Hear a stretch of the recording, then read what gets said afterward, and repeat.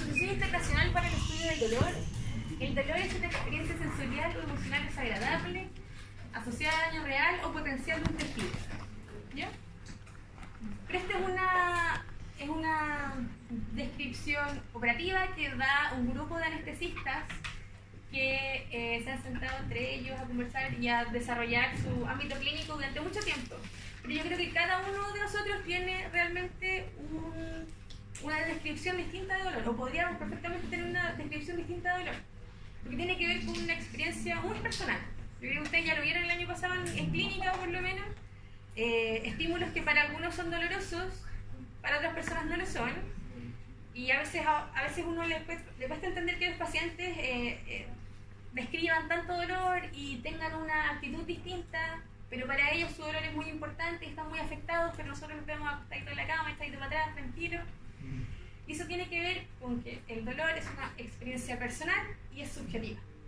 ¿Ya? Tratamos de volverlo objetivo a través de estas escalas, o principalmente a través de las escalas visual análogas, pero aún así va a ser imposible que yo pueda sentir el dolor de otra persona.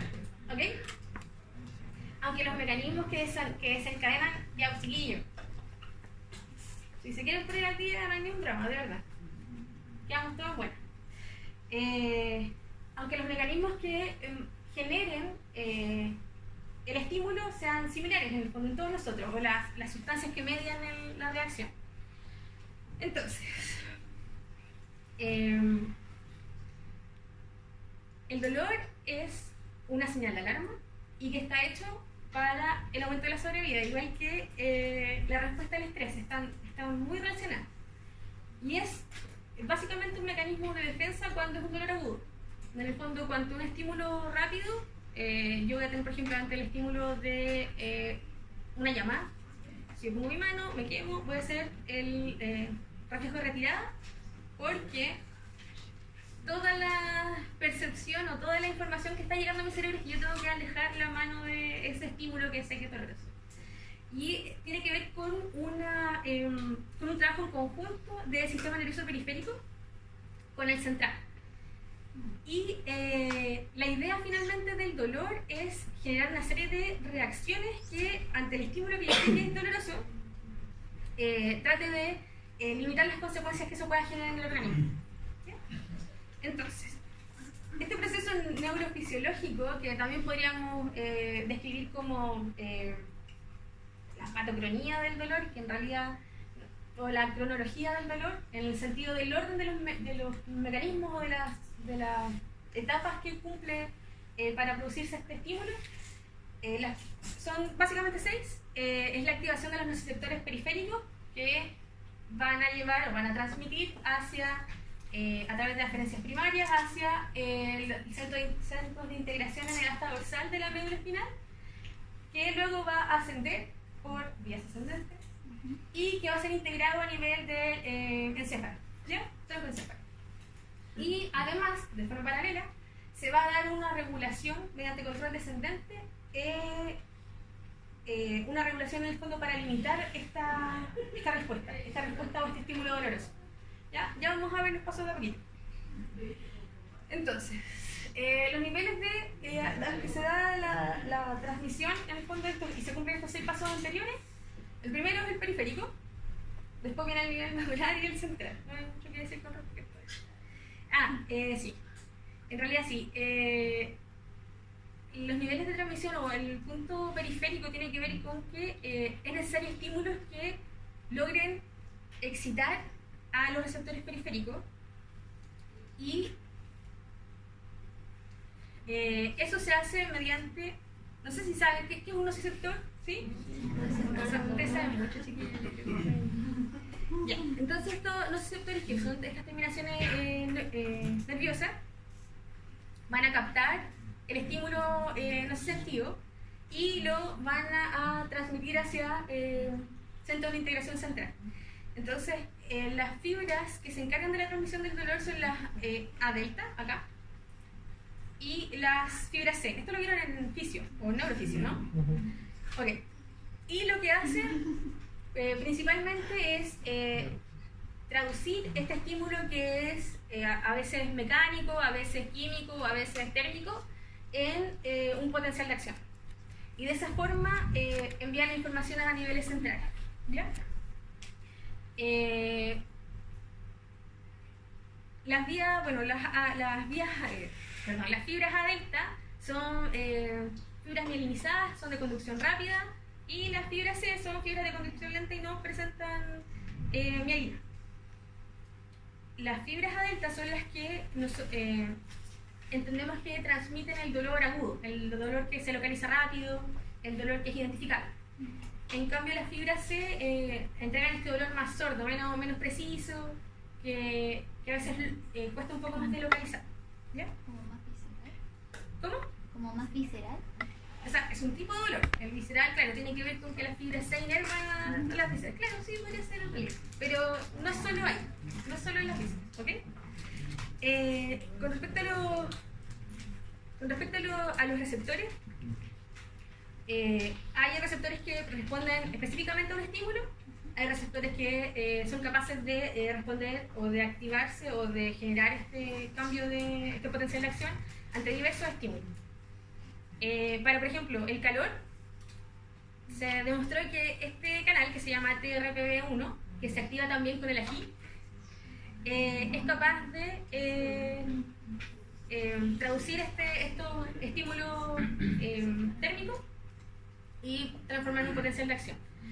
En el caso del frío, el receptor que caracteriza es el TRPM8 y que también se activa con mentol. Y eso en general son fibras A delta. En el caso de las fibras C, tienen estas características que son polimodales en ciertos sectores y que pueden ser estimulados por diversos estímulos, térmico, mecánico y químico. ¿Ya? Dentro de las características de las fibras que transmiten este estímulo doloroso, está que deben tener un alto umbral de estimulación, cosa de que no se gatillen potenciales de acción tan fácilmente, no tienen automatismo, ¿ya? No son automáticas como otras células que sí tienen actividad eléctrica espontánea, y que además tienen que ser capaces de discriminar cuál es el estímulo doloroso o dañino del que no lo es, ¿ya? Y una de las características de estas células es que se llaman pseudonipolares, y tienen una prolongación de sus axones de forma como bifurcada. En el fondo van a tener una terminación hacia la periferia y también una hacia el centro de integración. Ya. Entonces, a nivel medular tenemos estos tipos de células, las A delta, que entregan principalmente información térmica y mecánica, y las fibras C, que son polimodales y que responden a numerosos estímulos. Entonces, estas fibras se proyectan en la asta dorsal de la médula. ¿Sí? ¿Se acuerdan de las láminas de Rexet? ¿Se acuerdan? Sí, perfecto. Entonces, o a lo mejor ese nombre es muy viejo, ¿no? ¿Sí? ¿Sí? ¿Es muy viejo? Gracias, María. Bacán. Ya. Tiene una distribución específica y esto ¿por qué se ordena de esta forma? Porque electrofisiológicamente ha sido más fácil identificar mecanismos de activación de estas neuronas, ¿ya? Entonces, en el caso de las fibras delta, A delta, tienen la ubicación más posterior en el fondo, o más superficial, por decirlo de alguna forma, y las fibras C llegan a las dos primeras, capas de las láminas. Entonces, porque además se estratifican, y eso tiene que ver con que pueden responder a diversos estímulos o a diversas moléculas, a distintas moléculas, y eso también ha permitido identificarlas y ha sido más fácil estudiarlas. Ahora, también hay una clasificación para las neuronas que llegan hasta posterior o de la médula o hasta dorsal, y las células de clase C o las neuronas de clase C, que son los nociceptores específicos, que son los que tenemos en las primeras capas, son células que tienen un alto umbral para poder desencadenar este potencial de acción, ¿ya? Y que en el fondo requieren de estímulos más intensos para poder ser activadas y generar esta transmisión. Y en el caso de células que tienen, bueno, fibras C que también pueden estar presentes, y también células que se disponen más hacia caudal, o más hacia caudal, se llaman neuronas de rango amplio, y es porque de forma fisiológica no pueden activarse ante estímulos dolorosos. Pero si se producen ciertos estímulos de sensibilización, sí pueden desencadenar potenciales de acción ante el estímulo que es doloroso. Por ejemplo, las fibras A beta en general se encargan de la percepción del tacto suave. Y son las que usamos cuando tenemos dolor y nos hacen cariño. Esas son las fibras que se activan. Y eso es porque, bueno, en algún momento, si esas fibras están rodeadas de mediadores inflamatorios o que generen una disminución de los umbrales de acción de las otras células, también pueden activarse y generar dolor.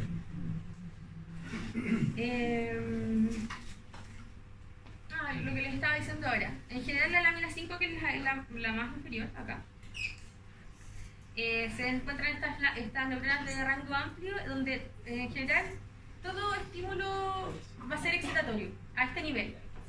Pero en este sector, las fibras A beta tienen estímulos inhibitorios. Y eso es lo que genera la anestesia ante el roce suave. ¿Se entiende eso? ¿Se entendió? ¿Sí? No, lo último no. Ya. Ya, lo que pasa es que les conté que la disposición en las láminas de Rexed de los nociceptores o de las células, las proyecciones de los nociceptores se disponen debido a diversas características, ¿ya? Y en general, todo el estímulo que llega hasta este sector va a ser excitatorio.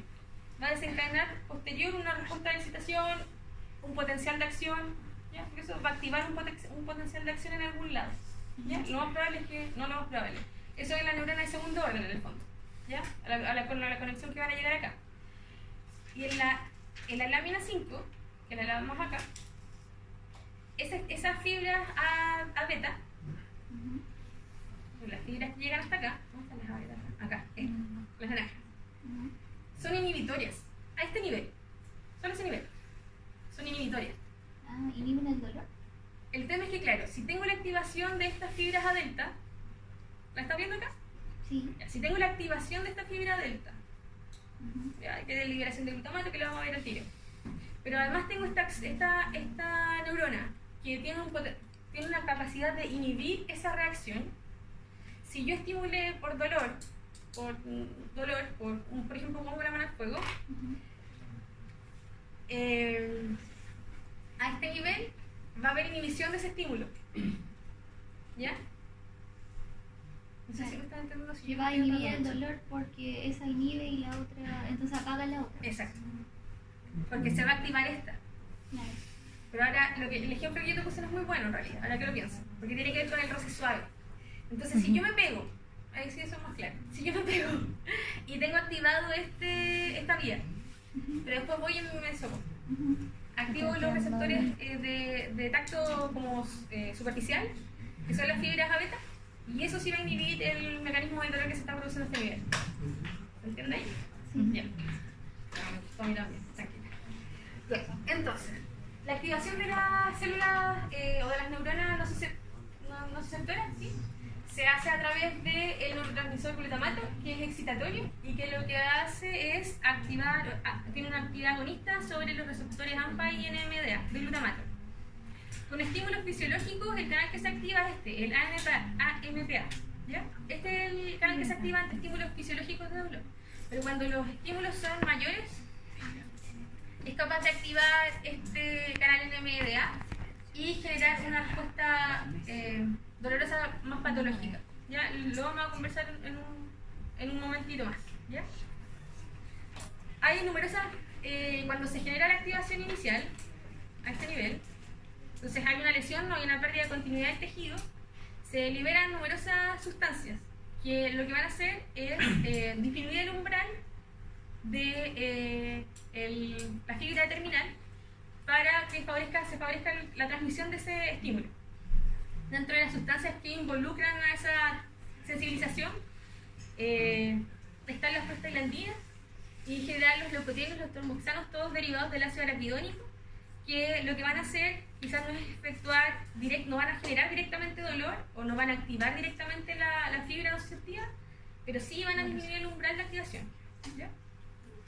En el caso de la sustancia B, en dolor agudo puede estar presente, pero en general está más presente en dolor crónico, ya lo vamos a ver más adelante. Y lo que hace la sustancia B, también considera un neurotransmisor, es favorece la vasodilatación y de esa forma la llegada de células inflamatorias si fuera necesario, con liberación de moléculas inflamatorias que pudieran también alterar el tejido circundante a la fibra nociceptiva. ¿Ya? En el caso de la histamina y la serotonina también tienen esta acción sinérgica y también generan una disminución de los potenciales de acción necesarios, el potencial umbral en el fondo para la activación del nociceptor. En el caso de la bradicinina o bradiquinina, lo que hace es modifica las concentraciones de calcio intracelular. Y en el caso de los hidrogeniones, altera mediante el aumento o la variación de la conductancia del sodio, ¿ya? Y eso también disminuye el umbral de acción. Ahora, eso es con respecto a la reacción central, en el fondo a donde llegan los estímulos. En el caso de los vías ascendentes, el dolor, no sé si se alcanza a ver, este sería el estímulo periférico. Se alcanza a ver, ¿no? Lo van a leer, lo van a leer en sus casas igual, pero esto es mucha gente. Y van a ascender hacia regiones integradoras centrales, encefálicas, para desencadenar también lo que se considera la respuesta conductual al dolor, ¿ya? Y mientras se estudiaban los haces o las fibras o las vías espinotalámicas, que son las que conducen el dolor hacia estructuras superiores, se describe que cuando se hacía este análisis se demostró que cuando se activa una región cerca, en la región del mesencéfalo, puntualmente la sustancia gris periopudectal, se genera un estímulo que llega hasta la médula y que es capaz de modular los impulsos ascendentes, ¿ya? Y generar analgesia durante largo tiempo. Esto es lo que se describe después como son los mecanismos analgésicos endógenos, sistema analgésico endógeno, y tiene dos componentes principales.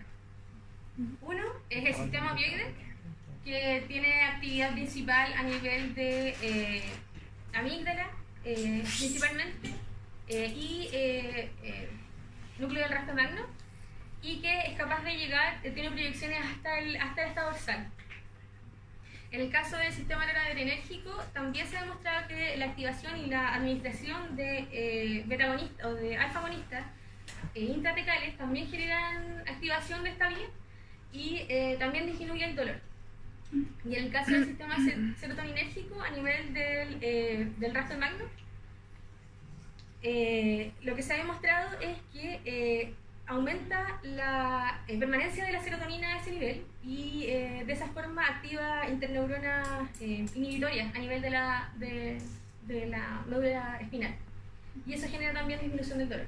¿Sí? Ahora, con respecto a los tipos de dolor, hay múltiples clasificaciones, dependiendo del criterio que ustedes quieran. Yo aquí me voy a referir puntualmente a dolor agudo y crónico, la diferencia entre agudo y crónico, la diferencia entre nociceptivo y neuropático, ¿ya? Y algunos casos especiales de sensibilidad. Ahora, ¿por qué es lo importante diferenciar o tener clara una clasificación de dolor y de esa forma también enfrentarse a la clínica?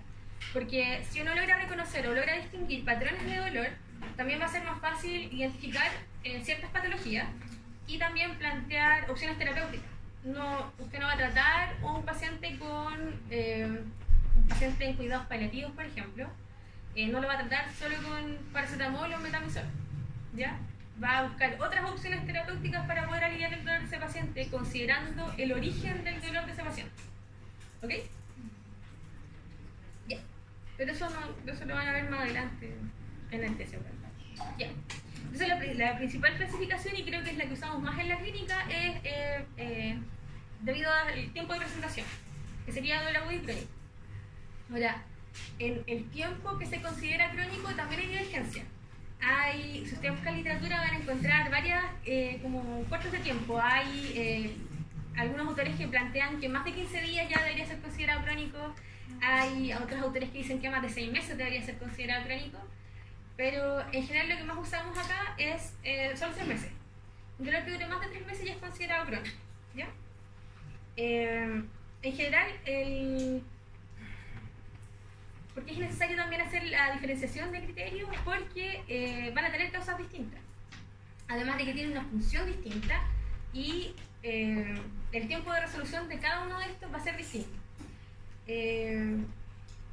En realidad no voy a leerles el cuadro, eso quiero que lo vean ustedes. Ahora, con respecto al dolor agudo, era lo que es el mecanismo de dolor como más fisiológico, de alguna forma. Es puntualmente un sistema de alarma, que es para defendernos y para aumentar nuestra sobrevida. Y se debería resolver cuando cesa el estímulo doloroso. Eso define al dolor agudo. ¿Por qué les puse Alicia ahí? Porque la forma en la que investigamos el dolor agudo, bueno, en general todos los dolores, es mediante Alicia. Y eso para que no se le olvide ahora en su práctica. Ya. Sí, no tengo mucho que profundizar aquí. Ya. Entonces, ¿por qué es importante reconocer el dolor agudo? Porque en un paciente que no tenga un manejo del dolor adecuado, de un dolor agudo adecuado, se puede volver crónico. Y esa cronicidad puede generar un compromiso funcional permanente en el paciente. Tener en consideración que el dolor agudo puede producir activación simpática. Entonces el paciente, usted lo va a ver, usted va a notar que el paciente tiene dolor, va a tener síntomas físicos, signos físicos de dolor. Ahora, el que no los tenga no quita que no tenga un dolor agudo, sino que tiene que ver con la respuesta del paciente. Un poco lo que veíamos anteriormente. En un estímulo, la respuesta al estrés va a ser en algunos pacientes eso. Por eso algunos pacientes se desmayan cuando, por ejemplo, hacen tracostomía o una punción lumbar, o una punción, pleural. El paciente del dolor, uno puede llevar anestesia todo el procedimiento y tiene que ser paciente consciente, el paciente se desmaya. Hay pacientes que se desmayan con con las vacunas. ¿Ya? Y así, eso tiene que ver más que nada con la respuesta al estrés o a este estímulo nocivo de cada uno de nosotros. Espero que ninguno de ustedes se desmaye con la vacuna. Ya, ahora, ¿cómo se dan las diferenciaciones de...? Porque es cierto, les comentaba anteriormente que existen distintos receptores para cada uno de los tipos de estímulos. ¿Ya? Ahora, esto, ¿verdad? Lo puse porque a mí cuando yo lo aprendí, hace un tiempo atrás, me pareció muy interesante. Yo antes nunca me había cuestionado cómo la fibra periférica era capaz de interpretar cierto estímulo y de que nosotros pudiéramos identificar qué estímulo era. Ahora entiendo que tiene que ver con tipos de receptores, que es lo que vimos anteriormente. Y así también aprendí que para que un estímulo un estímulo térmico de temperatura aumentada sea considerado nocivo, debe tener más de 43 grados. A ese nivel se activan ese tipo de receptores y se ha demostrado que en ratones que se daña, por ejemplo, se les administra algún medicamento que daña la conformación de ese receptor, tienen complicaciones severas de la percepción de este estímulo que les genera daño posterior. En el caso del frío, desde los 25 grados ya hay activación de este tipo de receptores, este RPM8.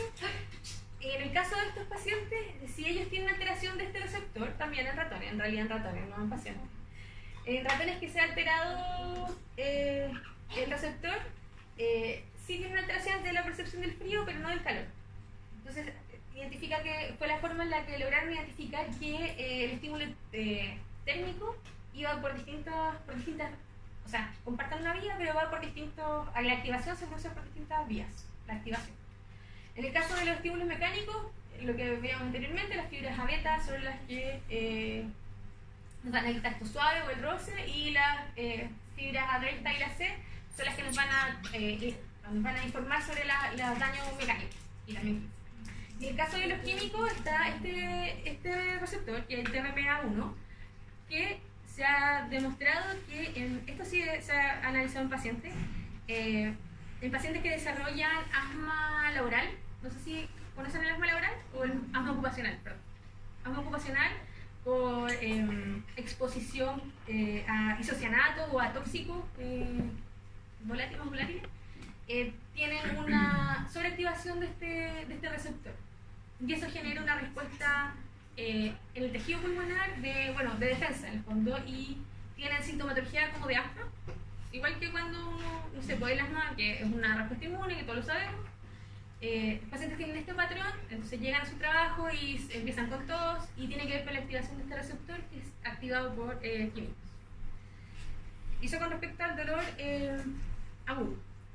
Ahora, con respecto al dolor crónico, la presencia de este dolor a lo mejor ya no va a tener la manifestación de los síntomas, de los signos de activación simpática que había en el dolor agudo. Pero en estos pacientes va a haber ya un deterioro en algunos de ellos puede haber un deterioro de los mecanismos compensatorios. En estos pacientes hay baja de peso, porque hay disminución del apetito, porque tienen alteraciones del sueño. Son los pacientes que pueden presentar alteraciones psicológicas o psiquiátricas con más facilidad que en pacientes con dolor crónico. No se sabe muy bien qué desencadena realmente estas alteraciones psiquiátricas. Una de las teorías es que la activación de ciertas vías inflamatorias en el cerebro modula la respuesta conductual de los pacientes. Pero es una de las teorías. Pero al parecer el estímulo inflamatorio que se puede desencadenar en el dolor crónico con respecto a ciertas sustancias puede modular esa respuesta conductual en los pacientes. Ahora, cuando el dolor crónico se mantiene por mucho tiempo, es crónico, puede generar un mecanismo de sensibilización, que significa que hay una disminución en el fondo de los niveles de activación de los receptores para transmisión del dolor. Y esa sensibilización puede ser tanto central, puede darse a nivel de la médula, y también darse a nivel periférico, que es quizás lo que va a ser más fácil de identificar. Entonces, ambas tienen que ver con liberación de sustancias que van a disminuir los umbrales, ¿ya? O que van a reclutar más,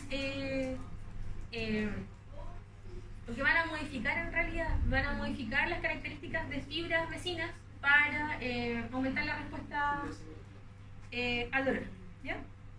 Ahora, hay varios mecanismos. Dentro de los mecanismos más interesantes, la sensibilidad mediada por el glutamato y el receptor del glutamato NMDA, donde debido a la presencia de numerosas, por ejemplo, esto se adapta a la fibra C, numerosos estímulos que sean bajo el umbral, en algún momento van a desencadenar una corriente postsináptica, ¿okay? Va a ser sumativo ese estímulo y durante ese estímulo lo más probable es que puedan reclutar a estos receptores NMDA, y yo les decía que en la transmisión fisiológica del dolor no son funcionales, están bloqueadas por un magnesio. Pero ante este estímulo repetitivo de las fibras, sí se puede desbloquear en el fondo ese bloqueo, esa inactivación.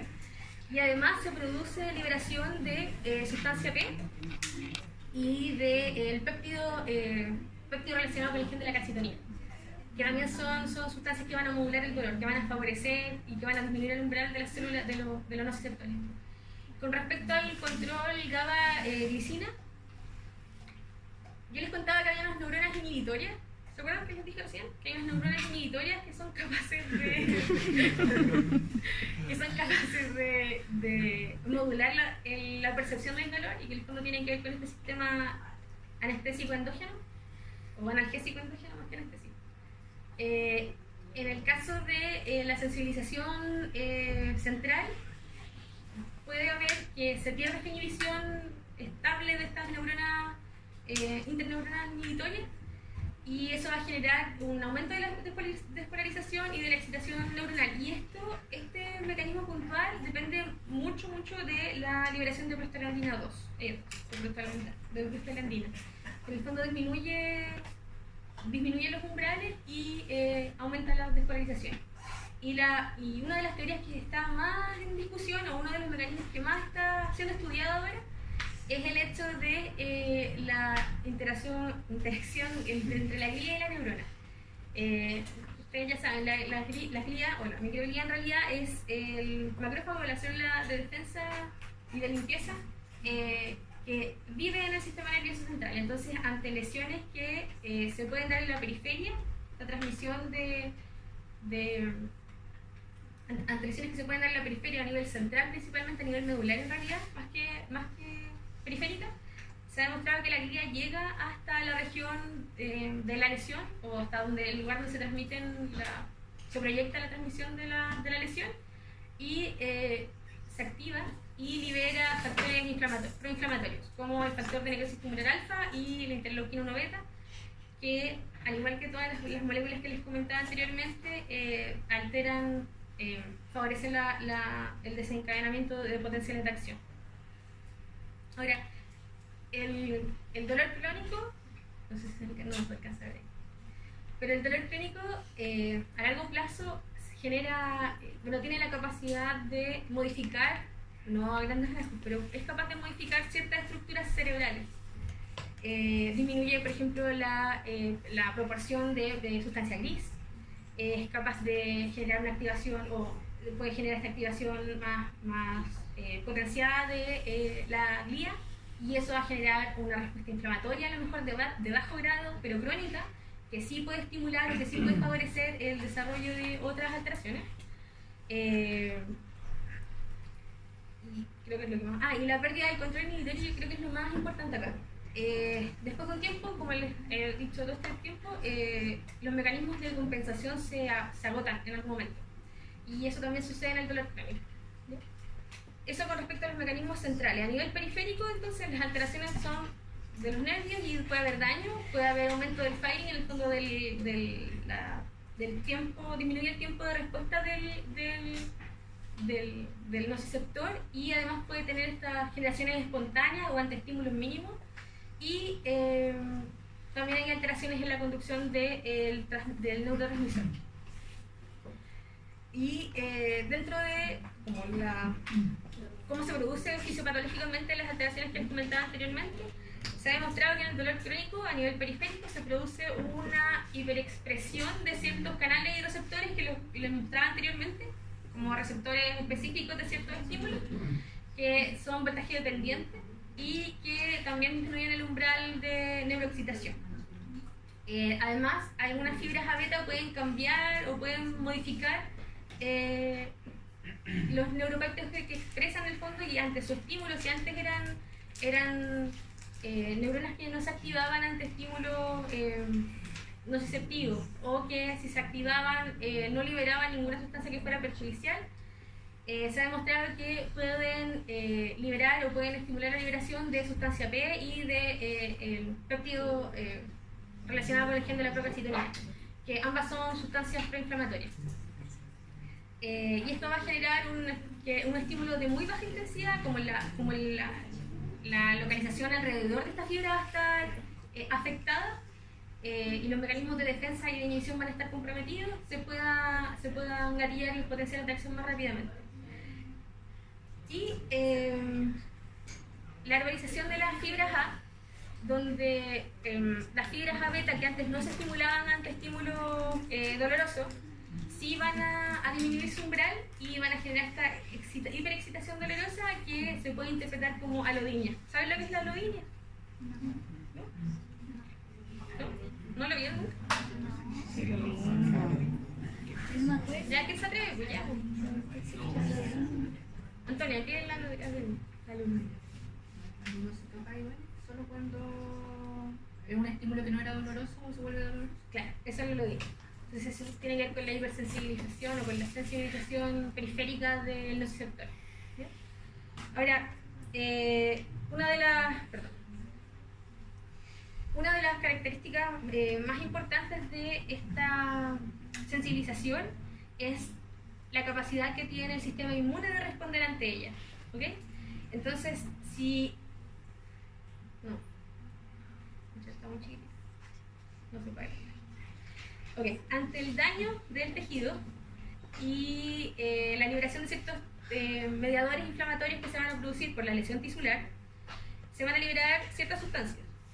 Principalmente la activación de, la activación de macrófago y liberación de leucotrieno, los polímeros nucleares también van a llegar, las plaquetas también se van a activar y se van a degranular, los mastocitos también van a hacer su acción, pero se ha demostrado que, siguiendo la línea de los macrófagos,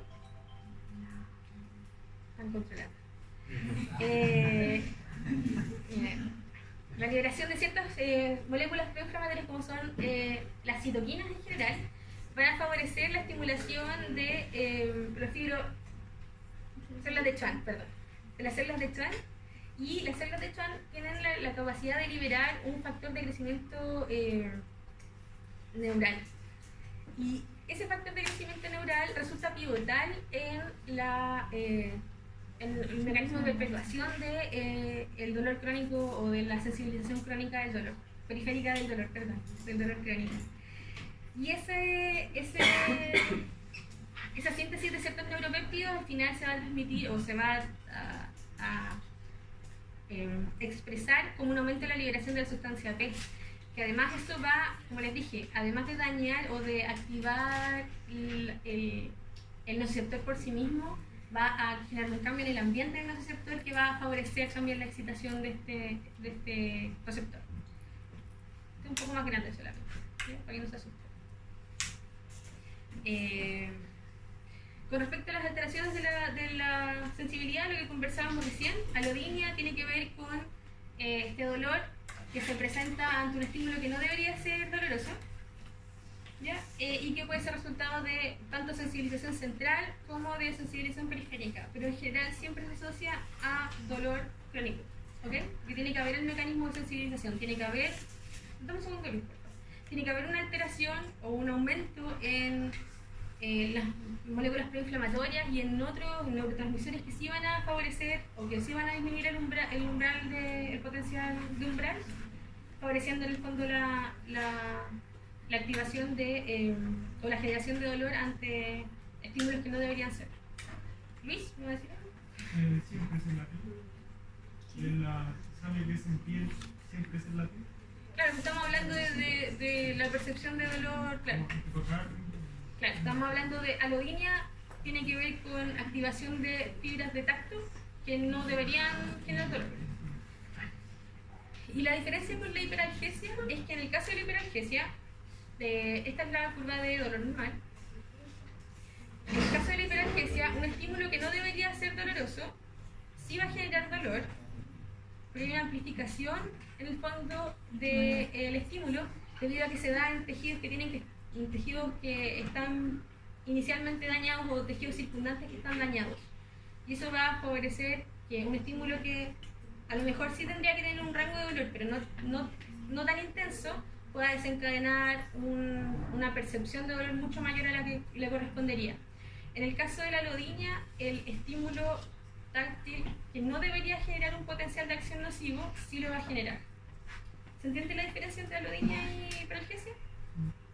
¿Sí? ¿Me lo puede explicar, Alexis? La alodinia es un estímulo que no debería generar dolor, genera dolor. ¿Ya? En cambio, la hiperalgesia es cuando un estímulo que sí debería generar dolor, pero a menor escala genera un dolor mayor. Ya. Y eso, como que no se me olvida. Y eso se produce a que en el caso de la hiperalgesia hay un mayor tiempo de potencial de acción, la apertura del canal de los canales de glutamato se mantiene por más tiempo. Y eso lo da los cambios que están descritos acá en el fondo, la sensibilización central o periférica. ¿Okay? Por eso se produce la hiperalgesia. En el caso de la alodinia no es eso. ¿Okay? En el caso de la alodinia el receptor es distinto, es un estímulo que no debería ser nocivo, pero sí desencadena esta respuesta desagradable. Con respecto a otros tipos de dolor, tenemos el dolor nociceptivo que se puede subdividir a su vez en somático, superficial o profundo, y el visceral. En el caso del dolor somático, tiende a ser, el dolor superficial tiende a ser más agudo, lo podemos localizar más fácil. En el caso del dolor profundo tiene igual un componente de disminución de su identificación en el fondo, pierde su caracterización, y en el dolor somático se transmite por las fibras mielínicas A beta. En el caso del dolor visceral, que era lo que comentaba Carolina anteriormente, la transmisión es por fibra C, por lo tanto genera una dificultad en la transmisión del impulso, perdón, en la identificación del origen del estímulo. Sí. ¿Alguien me puede decir a qué refleja este diagrama? La irradiación. ¿Irradiación? Localización. ¿Cómo? ¿Quién dijo? Cristóbal. No, Ignacio. ¿De lo referido? Oye, ¿cómo lo...? ¿En qué te fijaste? Porque me acuerdo que para el seminario de Morfo tuve que poner una imagen similar. Ah, bueno. Así que escuchaba algo sobre ese. Ya, entonces, ¿por qué se produce el dolor referido? ¿Por qué se produce el dolor referido? Lo que se está escondiendo detrás, el Mati. ¿Por qué se produce el dolor referido, Mati? Porque esto lo vieron en SEM igual. Sí, lo vieron en SEM, no me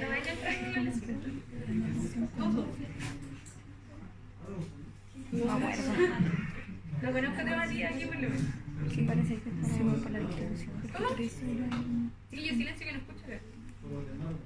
¿Cómo sería eso? ¿Me puede explicar? Las fibras nerviosas que van a abarcar cada rango de la zona. ¿Ya? ¿Qué tienen esas fibras que abarcan cada zona?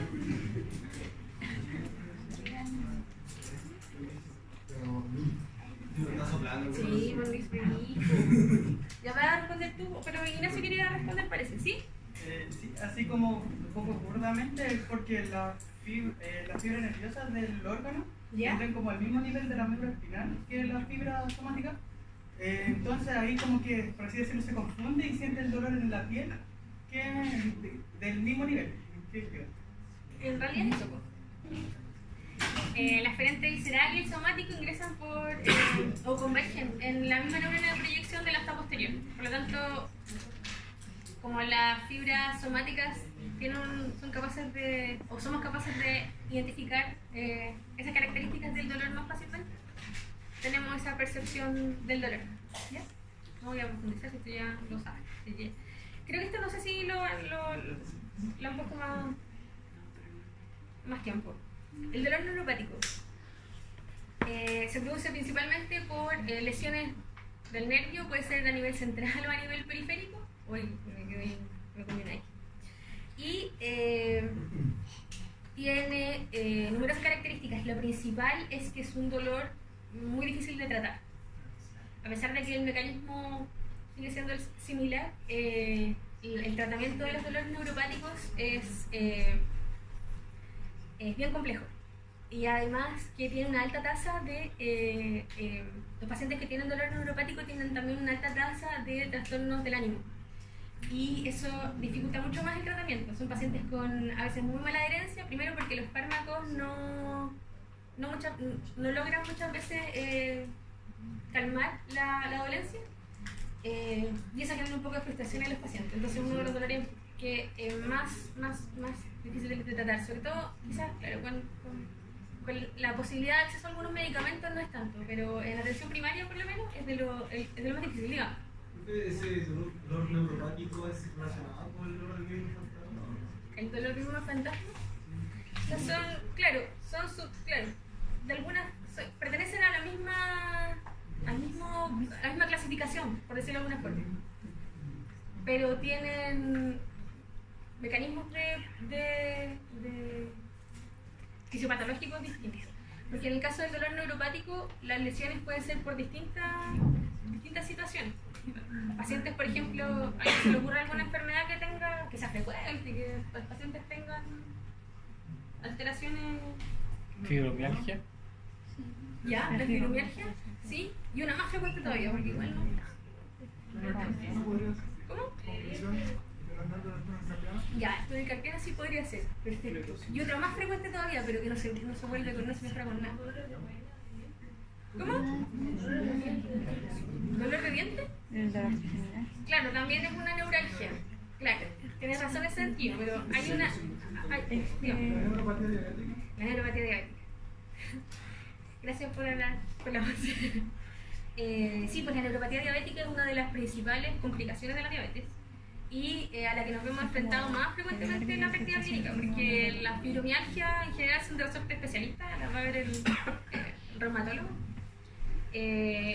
Las neuralgias las va a ver el dentista si es necesario, pero la neuropatía diabética es algo a lo que nos enfrentamos frecuentemente y que tiene consecuencias devastadoras para el paciente, pero ya no tiene mucho que hacer cuando ya se presenta. Dentro de las características de este dolor neuropático es que la principal es que puede ser o espontáneo o puede ser provocado.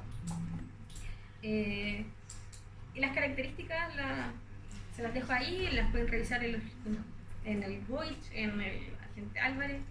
No vamos a ahondar en el tema de la semiología del día de hoy. La neuralgia es un tipo especial, por decirlo de alguna forma, de dolor neuropático. Y la más frecuente, o la que más conocemos, es la neuralgia trigémino, la más frecuente y la más tratada probablemente. Y se deben a esta una de las teorías es que se produce una desmielinización del axón, del ganglio, de toda la vía del nervio trigémino. Y eso genera sintomatología de ataques de dolor muy intenso, en ráfaga, y que también comprometen la funcionalidad del paciente. Y además se tiene que dar siempre en la distribución, una de las ramas del nervio trigémino. El tratamiento de esta patología es un poco difícil. En general, los dolores neuropáticos, como les decía, es muy difícil de tratar. En el caso de la neuralgia trigémino se usa amitriptilina, que es un tricíclico. ¿Lo conocen? ¿Sí? ¿Lo conocen? ¿Saben cómo funciona, no? ¿Se acuerdan de las neuronas inhibitorias que les contaba? Ya, esas neuronas, cuando se activa la vía analgésica descendente, llega un momento, o hay una de las etapas, o uno de los núcleos, que tiene aumento de la liberación de serotonina. Y eso activa la inhibición de las interneuronas inhibitorias. Entonces, el tricíclico, uno de los mecanismos que tiene es aumentar la disponibilidad de serotonina en la sinapsis. Y al estar más tiempo la serotonina disponible, se mantiene la inhibición de este dolor por más tiempo. La actividad de la interneurona se mantiene por más tiempo. Y en general el tratamiento más accesible para las neuralgias, de todo tipo. Y como la neuralgia trigémino es una de las más frecuentes. Con respecto a la neuralgia posherpética, ¿lo han visto esto? ¿Han visto el pez sóster usted o no? ¿Sí? ¿Lo han visto? ¿Así el paciente con el pez sóster? Ya. ¿Han escuchado hablar de la neuralgia posherpética? ¿No? ¿No? ¿Nadie? ¿Sí? ¿Tú sí? ¿No tenía? Se considera que es como una reagudización una reactivación de la infección del virus varicela zoster, que es el mismo virus que nos da la varicela o la peste cristal, que se queda a vivir cómodamente en el ganglio de la raíz dorsal y se queda ahí hasta que los sistemas de defensa del organismo, la respuesta inmune, decae y es capaz de llegar hasta la piel del dermatoma como cercano que le corresponde al nervio en el que está residente o del cual es residente y se genera esta lesión. Primero está la activación de las lesiones herpéticas, la vesícula, y posterior a la recuperación del daño o de la lesión cutánea se desarrolla este aumento en la sensibilidad. En el fondo es probable tener alodinia o hiperalgesia en la región. Es muy frecuente en los mayores, es cierto, tiene que ver con las capacidades inmunes principalmente. No más que con eso. El tratamiento también es con algunos tricíclicos, también se usan algunos anticonvulsivantes como la pregabalina, que también altera o también permite modular la respuesta analgésica endógena.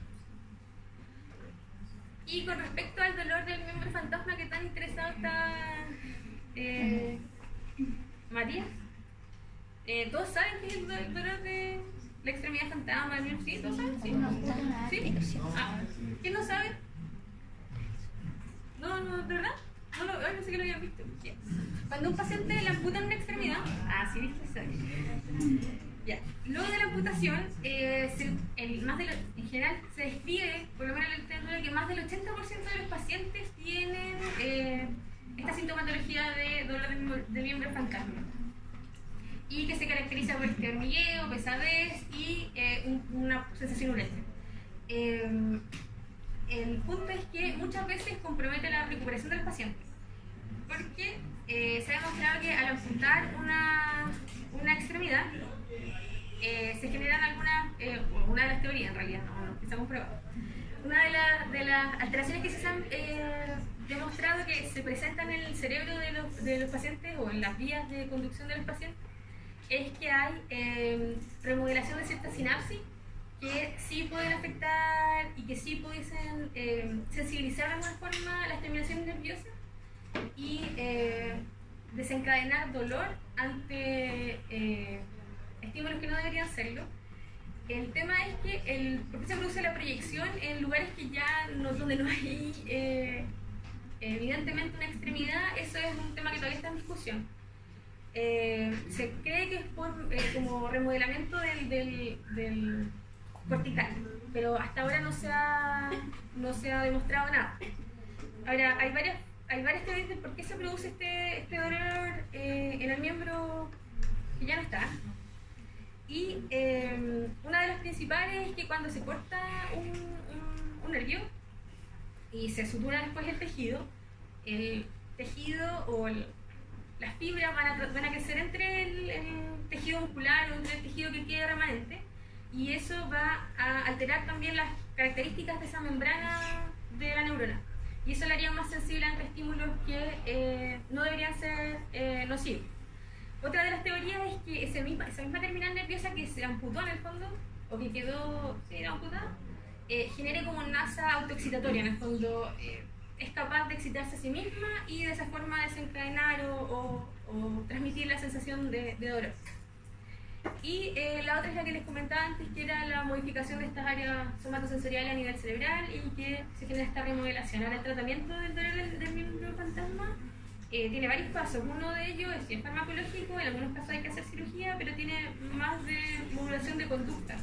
Se usa mucho la terapia de espejo. Al paciente le ponen, por ejemplo, perdí el brazo, entonces modulo con mi otra mano en un espejo, como si yo mantuviera en el fondo,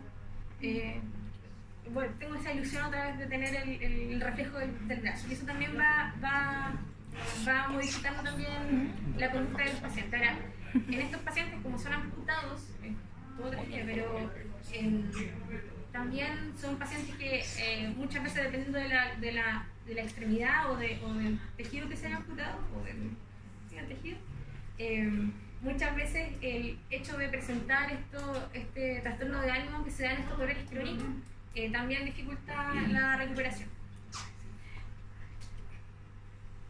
¿Estamos terminando? Sí. Ya, entonces, se me equivoca. Quería dejarles bien claro, esto lo puse para que recordaran la diferencia entre umbral y tolerancia. Umbral del dolor es el punto al que uno empieza a percibir el dolor. ¿Sí? Todos vamos a tener un umbral distinto. Si a lo mejor queremos medir la presión que se ejerce para desencadenar dolor en cada uno de nosotros, va a variar. Y la tolerancia al dolor es la mayor cantidad de dolor que podemos soportar. ¿Ya? Ahora, el umbral y la tolerancia se ven afectados por condiciones ambientales, genéticas y de variabilidad personal que no nos permiten a nosotros como médicos, o ustedes como médicos ya en algún tiempo más, determinar qué paciente tiene o no tiene dolor. Esto tiene que ver un poco con lo que les contaba al principio. El dolor es una experiencia subjetiva y personal. Y yo los quiero instar a que, claro, a veces es cierto, es molesto, la paciente se está quejando, como si no me gustó un chile, no sé qué, pero uno no sabe cuáles son las condiciones de esos pacientes, o uno no conoce en realidad qué es lo que hay detrás de ese paciente. Entonces yo les quiero invitar un poco a abrir la generosidad, ser generosos con los pacientes y entender que esto varía en todos nosotros. Y también varía en nuestros pacientes. Ya entonces ser un poco más tolerante a veces, aunque cuesta, y tener un poquito más de paciencia con nuestros pacientes cuando vienen a consultar por dolor. Aunque nosotros no le creamos. ¿Ya? Ya chiquillos. Esa era la clase de fibromialgia del dolor.